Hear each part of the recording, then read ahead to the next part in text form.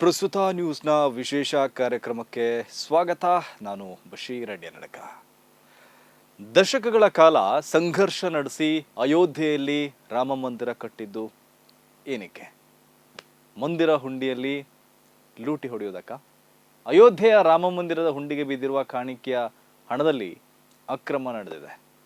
ಹುಂಡಿಯ ಹಣದಲ್ಲಿ ಕಳ್ಳತನ ನಡೆದಿದೆ. ಈ ಅಕ್ರಮದ ತನಿಖೆಗಾಗಿ ಉತ್ತರ ಪ್ರದೇಶದ ಸರ್ಕಾರ SITಯನ್ನು ಕೂಡ ರಚನೆ ಮಾಡಿದೆ. ತನಿಖೆ ನಡೆಯೋದು, ಸತ್ಯಾಸತ್ಯತೆ ಹೊರಬರೋದು ಬೇರೆ ವಿಚಾರ. ತನಿಖೆಯಿಂದ ಸತ್ಯ ಹೊರಬರುತ್ತೆ ಅಂತ ಅನ್ನೋಕ್ಕಾಗೋದಿಲ್ಲ.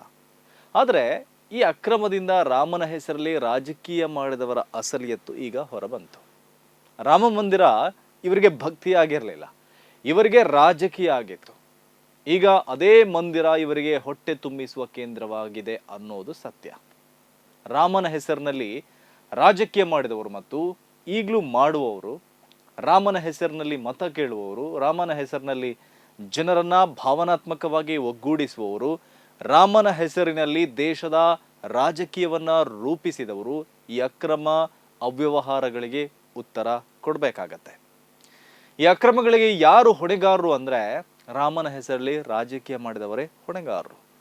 ಯಾರು ರಾಮನ ಹೆಸರಲ್ಲಿ ರಾಜಕೀಯ ಮಾಡಿದ್ರು ಅವರೇ ಮಂದಿರದ ವ್ಯವಸ್ಥೆಯನ್ನು ಕೂಡ ರೂಪಿಸಿದ್ದು. ಹಾಗಾಗಿ ಈ ಭ್ರಷ್ಟಾಚಾರಕ್ಕೆ ಅವರೇ ಹೊಣೆಗಾರರು. ಇವರು ಅನೇಕ ವರ್ಷ ಇಡೀ ದೇಶದಲ್ಲಿ ರಾಮ ಜನ್ಮಭೂಮಿಯ ಚಳವಳಿ ನಡೆಸಿದರು. ರಾಮನ ಹೆಸರಲ್ಲಿ ರಾಜಕೀಯ ಮಾಡಿದರು. ಅಮಾಯಕರ ರಕ್ತ ಹರಿಸಿದ್ರು, ಗಲಭೆಗಳನ್ನ ನಡೆಸಿದ್ರು, ಸಾವಿರಾರು ಸಭೆಗಳನ್ನ ನಡೆಸಿದ್ರು, ಚುನಾವಣೆಯನ್ನು ರಾಮನ ಹೆಸರಲ್ಲಿ ನಡೆಸಿದ್ರು. ಕೊನೆಗೆ ನ್ಯಾಯಾಂಗದಲ್ಲಿದ್ದವರಿಗೂ ವಿವಿಧ ಆಮಿಷವನ್ನ ತೋರಿಸಿದ್ರು. ನಿವೃತ್ತಿ ನಂತರ ರಾಜ್ಯಸಭೆಯ ಆಫರ್ ಅನ್ನ ಕೊಟ್ಟರು. ರಾಜ್ಯಪಾಲರ ಹುದ್ದೆಯ ಆಮಿಷ ತೋರಿಸಿದ್ರು. ಸಾಂವಿಧಾನಿಕ ಹುದ್ದೆಗಳ ಆಸೆ ತೋರಿಸಿದ್ರು. ಅವರಿಂದ ರಾಮ ಮಂದಿರದ ತೀರ್ಪನ್ನ ಕೊಡಿಸಿದ್ರು. ಕೇಂದ್ರ ಸರ್ಕಾರವೇ ಮುಂದೆ ನಿಂತು ತಮಗೆ ಬೇಕಾದ ಟ್ರಸ್ಟ್ ರಚಿಸಿ ಅಲ್ಲಿ ಮಂದಿರವನ್ನ ನಿರ್ಮಿಸಿತು. ಹಾಗಾಗಿ ಈಗ ಅಲ್ಲಿ ನಡೆದಿರುವ ಭ್ರಷ್ಟಾಚಾರಕ್ಕೂ ಅವರೇ ಜವಾಬ್ದಾರಾಗ್ತಾರಲ್ವಾ? ಭಕ್ತರು ತಮ್ಮ ದುಡಿಮೆಯ ಹಣವನ್ನ ಆ ಮಂದಿರಕ್ಕೆ ಕಾಣಿಕೆ ಹಾಕಿದರು. ಈಗ ಭಕ್ತರ ಹಣವನ್ನೇ ತಿಂದು ತೇಗಿದ್ದಾರೆ. ಈ ಭ್ರಷ್ಟಾಚಾರಕ್ಕೆ ಬೇರೆ ಯಾರನ್ನೋ ತೋರಿಸಿ ಹಿಂದುತ್ವವಾದಿ ರಾಜಕಾರಣಿಗಳು ಬಚಾವಾಗಲು ನೋಡ್ತಾ ಇದ್ದಾರೆ. ತಮ್ಮ ಹೊಣೆಗಾರಿಕೆ ಬಗ್ಗೆ ಮೌನವಾಗಿದ್ದಾರೆ.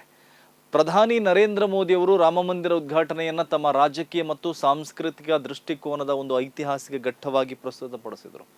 ದೇಶದಾದ್ಯಂತ ರಾಮ ಮಂದಿರವನ್ನ ಹೊಸ ಭಾರತದ ಸಂಕೇತವೆಂದು ಬಿಂಬಿಸಿದರು. ಈಗ ಅಲ್ಲಿ ಅಕ್ರಮ ನಡೆದಿರುವಾಗ ಮೋದಿಯವರು ಆ ಬಗ್ಗೆ ಮೌನವಾಗಿದ್ದಾರೆ.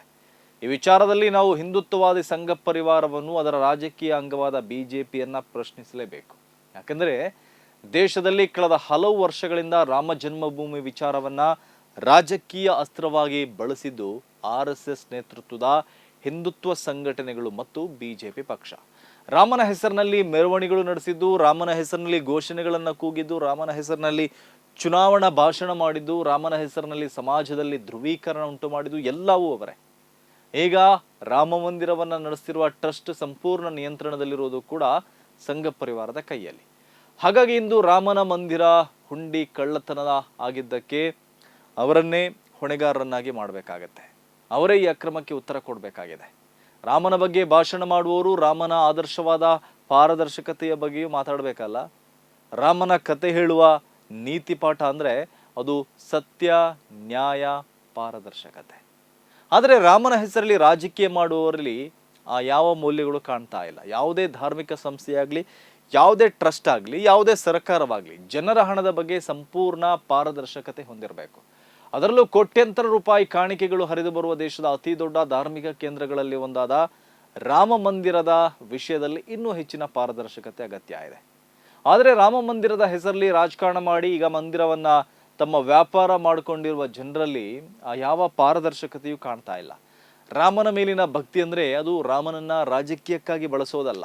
ರಾಮನ ಹೆಸರಿನಲ್ಲಿ ದೇಶವನ್ನ ಭಾವನಾತ್ಮಕವಾಗಿ ಒಗ್ಗೂಡಿಸುವವರು ಮೊದಲು ರಾಮನ ಹೆಸರಿನ ಮೇಲಿರುವ ಜನರ ನಂಬಿಕೆಯನ್ನ ರಕ್ಷಿಸಬೇಕು.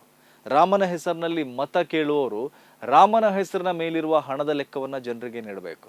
ರಾಮರಾಜ್ಯದ ಬಗ್ಗೆ ಮಾತನಾಡುವವರು ಮೊದಲು ಆಡಳಿತದಲ್ಲಿ ಪಾರದರ್ಶಕತೆಯನ್ನ ತೋರಿಸಬೇಕು. ಅದೇ ಭಕ್ತಿಗೆ ಗೌರವ, ಅದು ಪ್ರಜಾಪ್ರಭುತ್ವಕ್ಕೂ ಗೌರವ. ಇದೇ ಘಟನೆ UPA ಕಾಲದಲ್ಲಿ ಅಥವಾ ಕಾಂಗ್ರೆಸ್ ಆಡಳಿತದ ರಾಜ್ಯದಲ್ಲಿ ನಡೆದಿದ್ದರೆ ಏನಾಗ್ತಾ ಇತ್ತು? ದಿನಗಟ್ಟಲೆ ಸುದ್ದಿವಾಹಿನಿಗಳಲ್ಲಿ ಚರ್ಚೆಗಳು ನಡೀತಾ ಇತ್ತು.